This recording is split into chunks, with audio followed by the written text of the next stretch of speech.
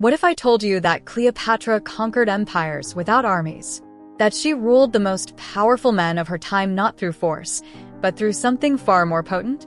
Today, we're diving deep into the real secret behind Cleopatra's legendary power, and I promise you, it's not what you think. Most people believe Cleopatra's power came from her beauty. But here's the truth that history books won't tell you. Beauty fades, empires crumble, but the kind of power Cleopatra wielded? That's eternal.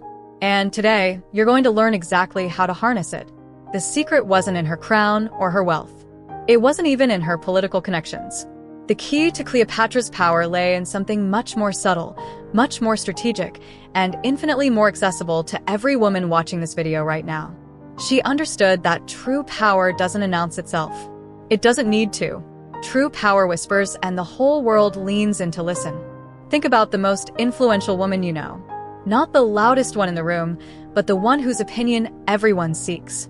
The one who speaks, and suddenly everyone else falls silent. That woman has tapped into the same energy that made Cleopatra legendary. She's mastered the art of magnetic presence. But what exactly is magnetic presence? It's the ability to command attention without demanding it. It's walking into a room and having people naturally gravitate toward you, not because you're trying to be the center of attention, but because there's something undeniably compelling about your energy. Cleopatra didn't chase power. Power chased her.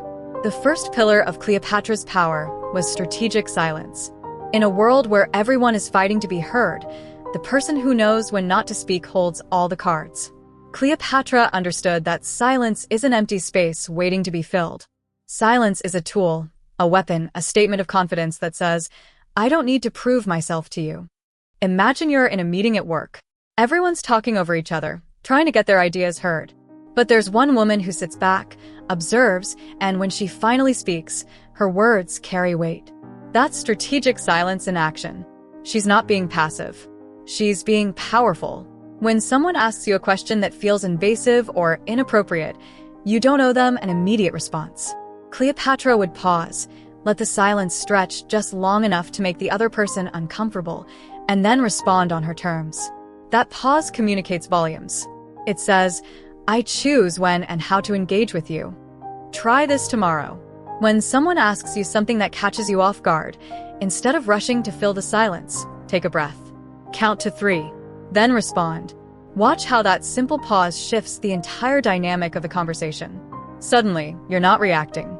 You're responding. And there's a world of difference between the two. The second pillar was elegant boundaries. Cleopatra never had to raise her voice to make her limits known. She didn't need to explain herself or justify her decisions. She simply made it clear what was acceptable and what wasn't, and she did it with such grace that people respected her boundaries without question.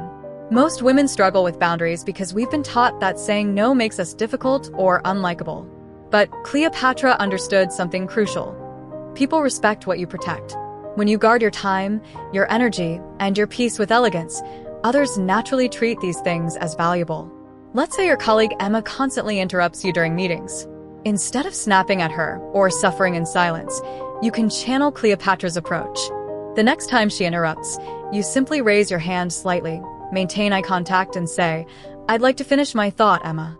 Your tone is calm, your posture is confident, and your message is crystal clear. The beauty of elegant boundaries is that they're not walls. They're gates. You're not shutting people out. You're controlling who gets access and when. Cleopatra was incredibly generous with those who respected her boundaries and absolutely unavailable to those who didn't. Here's a practical exercise. Identify one boundary you need to set this week. Maybe it's not checking work emails after 8 p.m. or not discussing your personal life with certain people. Practice stating this boundary in a calm, clear way. I don't discuss work after 8 p.m. is infinitely more powerful than, sorry, I'm just so busy, I can't really, maybe tomorrow, if that's okay with you. The third pillar was transparent elegance.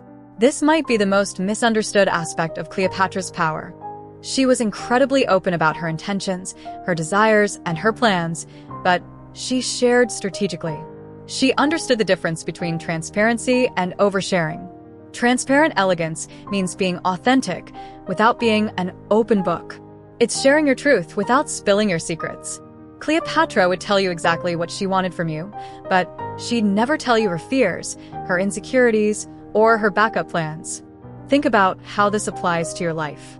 When someone asks how you're doing, transparent elegance might sound like, "I'm focused on some exciting projects right now," instead of launching into a detailed account of your stress, your relationship drama, and your financial worries. You're being honest about your current state without making the other person your therapist. In professional settings, this might mean saying, "I'm exploring new opportunities," instead of, "I hate my job and I'm desperately looking for anything else."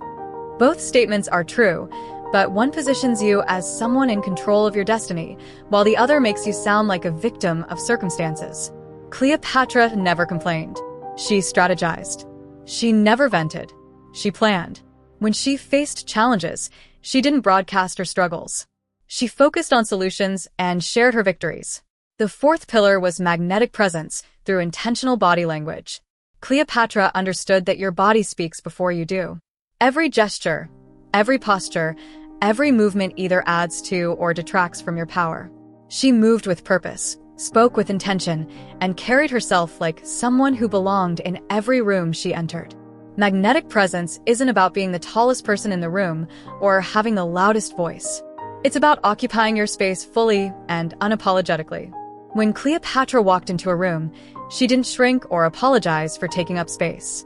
She owned it. Start paying attention to how you carry yourself. Do you make yourself smaller when you enter a room? Do you apologize for speaking up? Do you fidget when you're nervous? These are all power leaks, and they're completely fixable. Here's what magnetic presence looks like in practice. You walk into a room with your shoulders back and your head high. You make eye contact when you speak. You don't rush your words or fill every pause with them, or you gesture with intention, not nervousness. You take up the space you deserve. Practice this in low-stakes situations first. When you're ordering coffee, stand tall, make eye contact with the barista, and speak clearly. When you're walking down the hallway at work, don't hug the walls or look at your phone. Walk with purpose, acknowledge people you pass, and own your presence. The fifth and final pillar was transforming rituals into consistent power habits. Cleopatra didn't wake up powerful. She built power through daily practices that reinforced her identity as a leader. Every morning, she engaged in rituals that reminded her of who she was and what she was capable of. Your morning routine is your daily opportunity to step into your power. It doesn't have to be elaborate or time-consuming, but it should be intentional. Maybe it's 5 minutes of meditation. Maybe it's writing down 3 things you're grateful for. Maybe it's simply looking in the mirror and reminding yourself of your worth. Cleopatra understood that consistency creates identity. When you do something every day, you become the kind of person who does that thing. If you want to be confident, you need daily practices that build confidence. If you want to be powerful, you need daily rituals that reinforce your power. Here's a simple power ritual you can start tomorrow. Before you get out of bed, take 3 deep breaths and set an intention for the day. Not a to-do list, but an intention. Today, I will speak with confidence. Today, I will honor my boundaries. Today, I will trust my instincts. This simple practice primes your brain to look for opportunities to embody these qualities. The golden tip that will transform your life is this: power is not something you have. Power is something you practice. Cleopatra wasn't born powerful.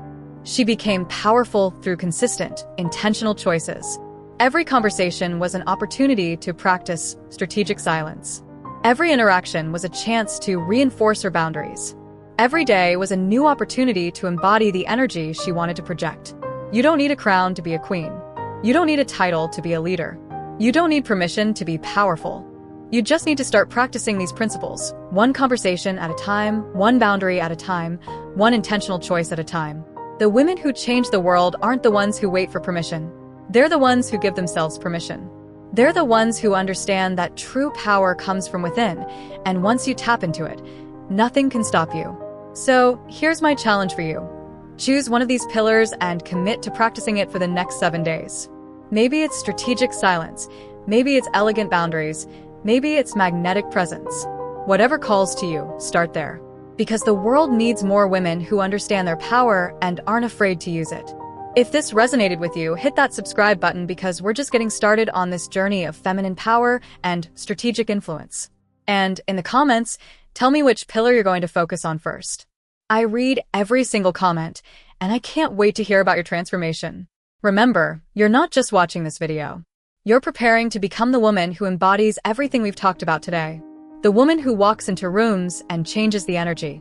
The woman who speaks and people listen. The woman who knows her worth and never settles for less. That woman isn't someday. She's today. She's you. And she's ready to claim her power.